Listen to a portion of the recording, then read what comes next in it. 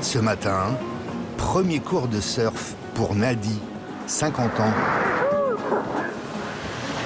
Après cette vague, tu y vas. Sous le regard de sa compagne, Camille, 48 ans. Oui. Ah regarde, il monte. Yes. Il a tenu presque 10 secondes, quoi.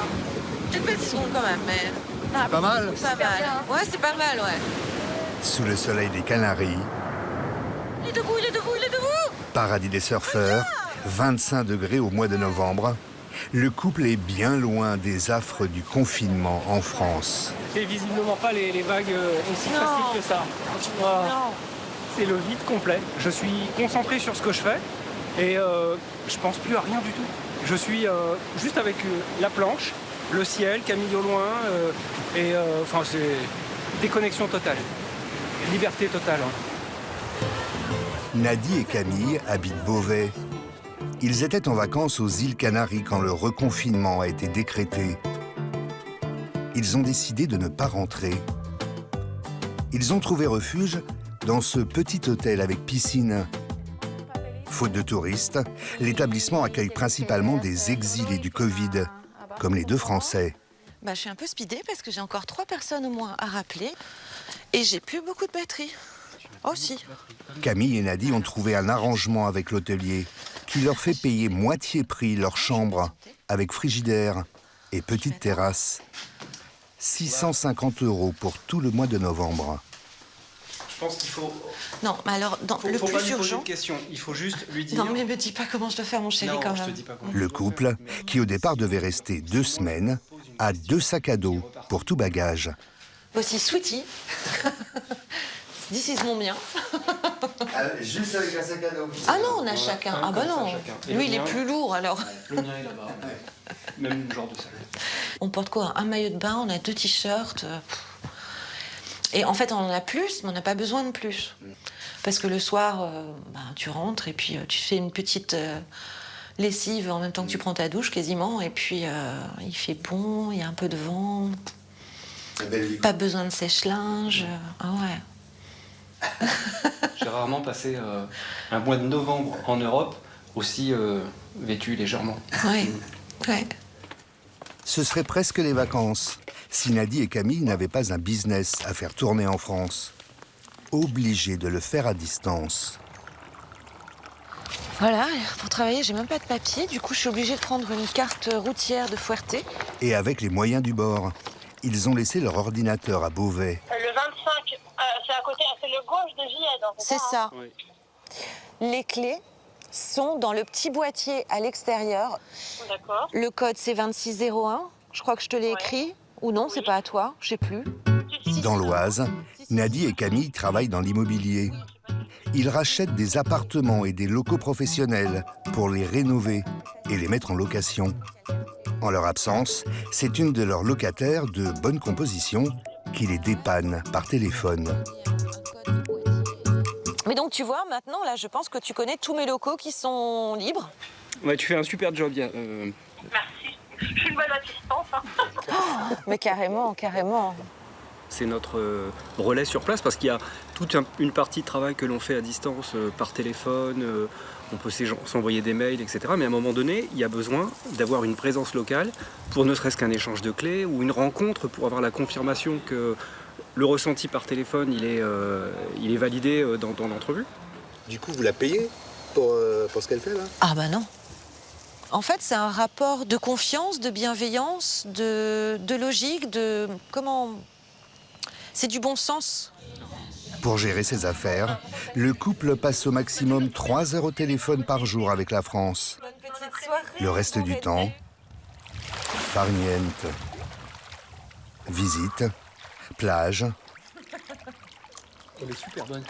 et baignade dans la piscine. On est au paradis ici. On a du mal à se rendre compte Ouais. de la grisaille, Ouais. des tensions politiques, du confinement, des difficultés économiques. C'est vrai qu'on a On s'en sent, on est un peu éloigné de tout ça. On est dans une bulle. Hein. On est dans une bulle. Ouais. Ça vous donne pas mauvaise conscience? Ah, si. Si, quelque part. Parce qu'on regarde les infos et il y a plein de choses inquiétantes et on ne peut pas ne pas réagir. Parce que de toute façon, qu'on soit ici ou en France, on n'y changera rien. En attendant, on profite un peu. Télétravailler sous le soleil, à 4 heures d'avion de la France, certains n'ont pas attendu le confinement pour tenter l'expérience. Avec ses volcans, ses plages de rêve et le printemps toute l'année, l'archipel espagnol, perdu au large du Maroc, n'attire plus seulement des touristes, mais aussi des travailleurs d'un nouveau genre. Le plus souvent des jeunes, salariés ou auto-entrepreneurs qui révolutionnent le métro boulot dodo. Comme Laura, une Parisienne de 30 ans. Je suis venue chercher mon Eldorado et je l'ai trouvé. Il me faut la montagne, il me faut la mer et les palmiers. Et en fait, justement, ici, j'ai la vue sur les montagnes, les palmiers et la mer. Donc c'est pour ça que j'adore venir ici le matin pour m'énergiser avant d'aller attaquer le boulot. La grisaille de Paris, de la France, vous connaissez pas? Je ne connais plus, je ne connais pas, j'ai oublié, ça s'est effacé. Donc voilà, je suis ici maintenant et j'y reste. Oh, et après, je vais tomber.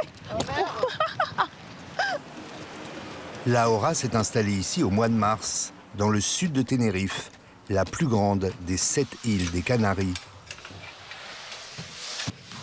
Elle loue ce studio 400 € par mois. Donc maintenant, temps de prendre une douche et de commencer la journée. Laura est ce qu'on appelle une digital nomade.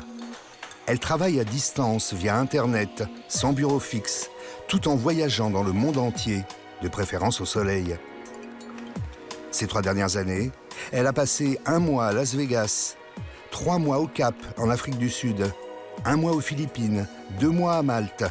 Où qu'elle soit, chaque matin, après sa séance de roller, elle se met au travail. Hola, ¿qué tal?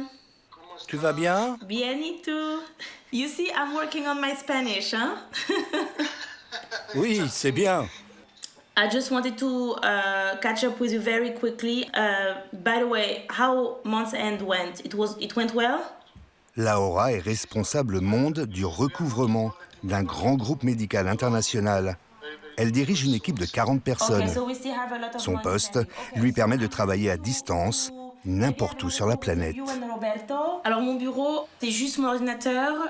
Et après, j'ai 2 téléphones.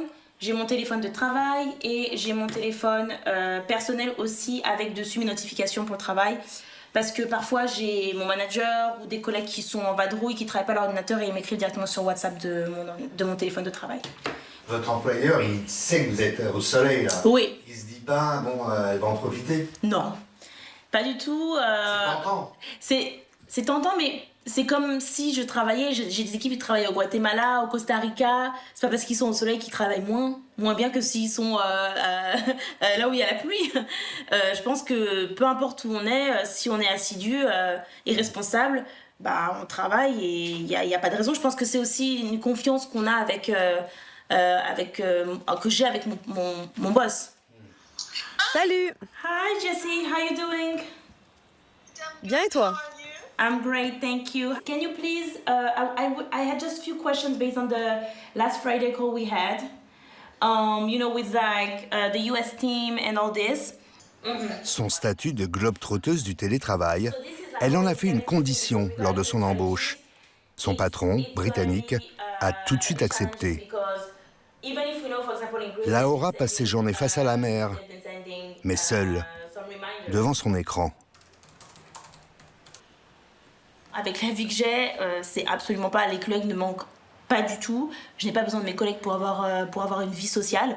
Et je pense que c'est ça l'amalgame, c'est que si, à l'heure d'aujourd'hui, on a besoin d'aller au travail et de rencontrer des gens pour pouvoir avoir un semblant de vie sociale, c'est qu'il y a peut-être d'autres choses dans sa vie qu'il faut changer. Pour moi, le travail devrait être juste 8 heures dans la journée, ou plus si on a un boulot un peu plus, qui nécessite plus de temps. Et voilà. Et après, c'est la vraie vie qui commence. Laura travaille non-stop, de 9h à 17h. Elle gagne 4 000 € par mois.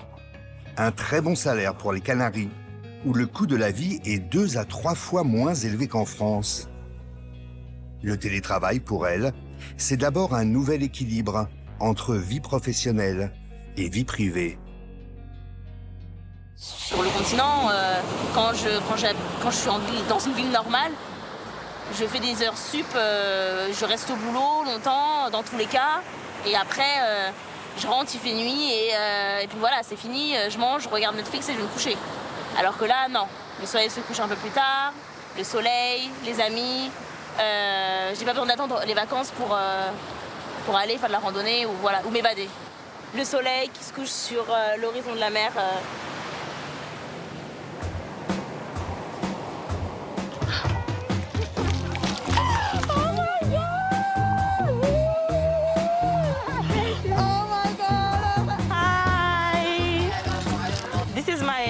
Roommate, c'est Rita. Salut, ça va? I'm good and you? En 8 mois aux Canaries, Laura s'est constituée un réseau d'amis, la plupart digital nomades, comme elle. Ici, c'est un bon spot. On est toujours en vacances avec un peu de travail entre les deux. Et un super beau temps. Un Portugais, un Espagnol, Come have a table. Joining us. une Finlandaise, une Américaine, une Turque, une autre Française. I don't know if I introduced you to Sarita. Hi. Hola. Yeah, she speaks perfect Spanish. Boire un verre en terrasse n'est plus possible en France depuis 4 semaines. Aux Canaries, pas de couvre-feu, pas de reconfinement. Les bars sont ouverts jusqu'à minuit. Contrairement au reste de l'Espagne, la deuxième vague du Covid n'a pas déferlé sur l'archipel. 149 cas ces 15 derniers jours. Un seul décès. Donc pour le moment, on croise les doigts, on continue à vivre comme on peut, profiter. Et puis ici, c'est vraiment l'état d'esprit. On profite jusqu'à ce que ça soit ouvert. Et voilà, on a aussi fait le confinement, on a aussi vécu des moments difficiles, je dirais, stressants. Mais bon, on avait la mer pour un peu assouvir notre tristesse, voilà. Happy Halloween, everyone!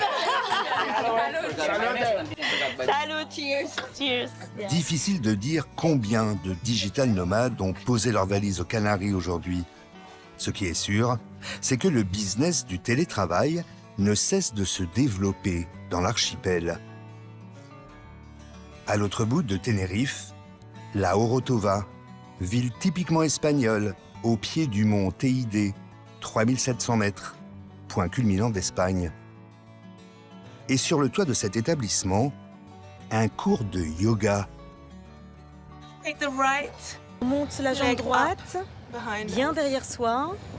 And then bend Et the on knees, fléchit let le the hips genou. Look under the right armpit. Les pensionnaires sont allemands, canadiens, italiens, hollandais.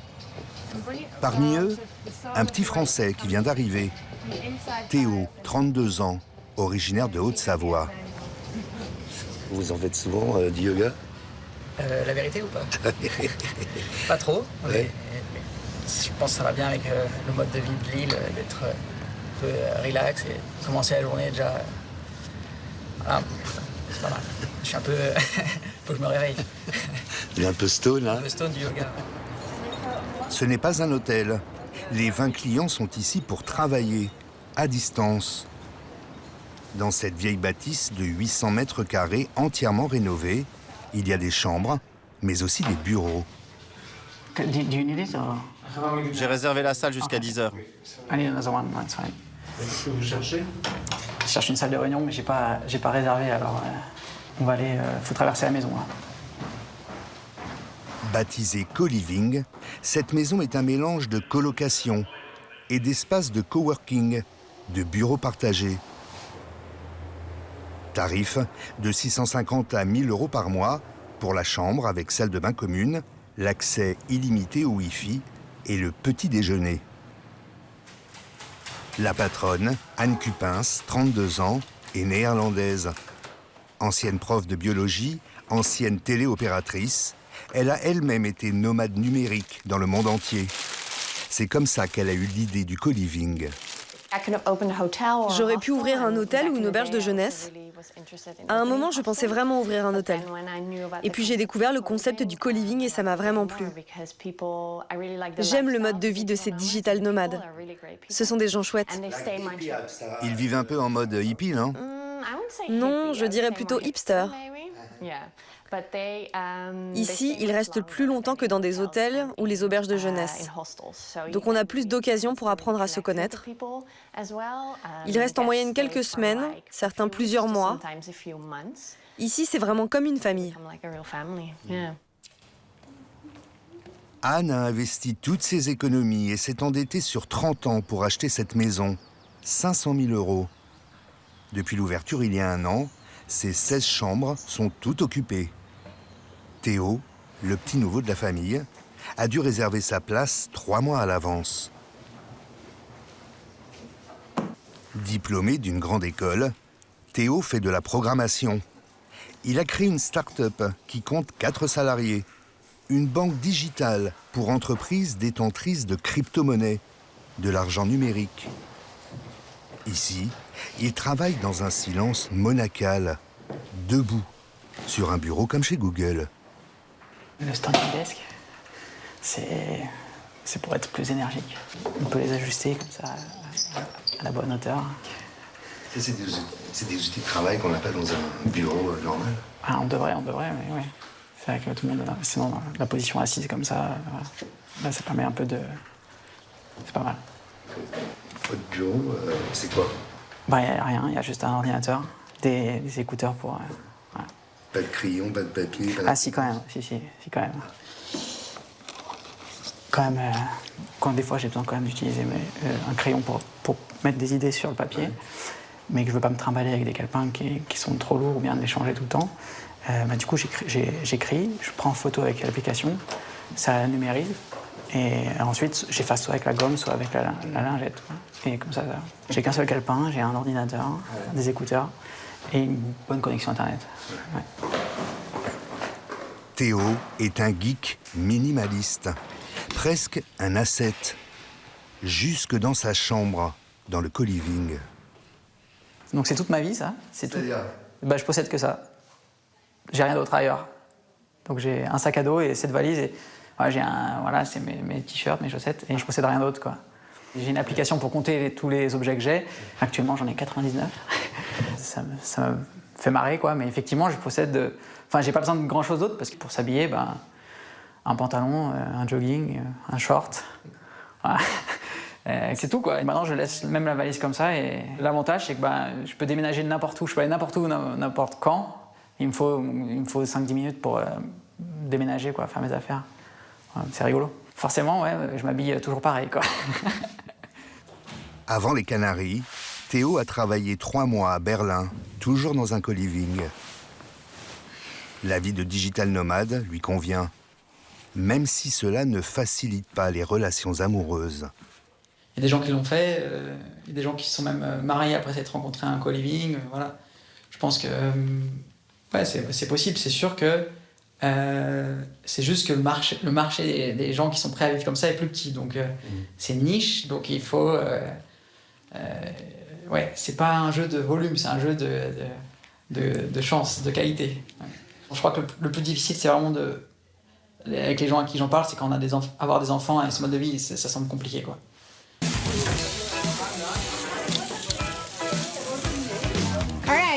Très bien, les amis.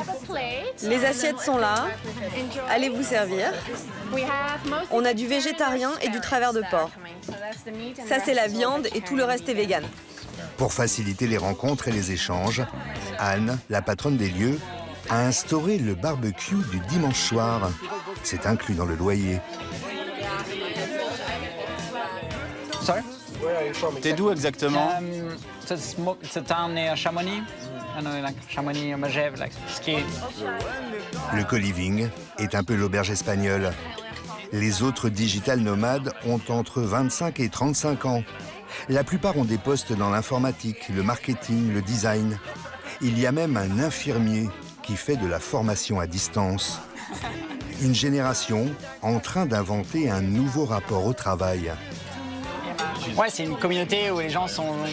On a tous un peu un point commun, donc c'est cette volonté de vivre la vie un peu différemment, je pense. De ne pas rester dans le modèle classique d'une ville, un appart, une voiture, et c'est de se dire je peux habiter n'importe où, profiter de l'Europe, de cette belle chose qu'est l'Europe, de pouvoir voyager sans frontières et voilà. Et rencontrer je pense que c'est aussi pour rencontrer des nouvelles personnes, des nouvelles idées. Et le climat aussi, ça. Ouais, je pense qu'on a tout ça en commun, on aime le soleil.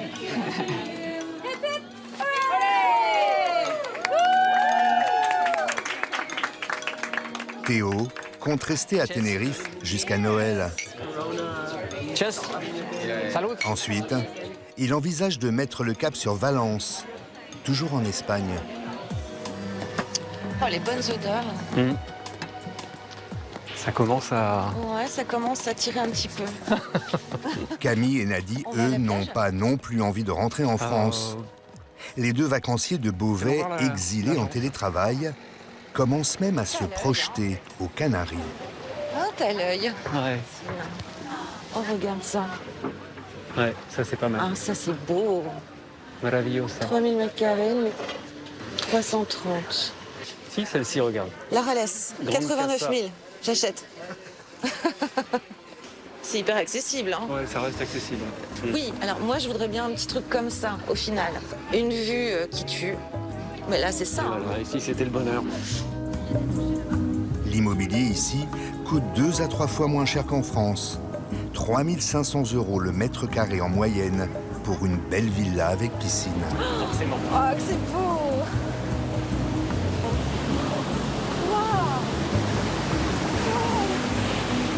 Tu vas me faire le petit poisson? Ouais, je pense. Cette nouvelle clientèle compensera-t-elle la chute du tourisme, moins 66% en 2020? En tout cas, selon certaines études, les Canaries pourraient bientôt accueillir jusqu'à 1,5 million de télétravailleurs par an.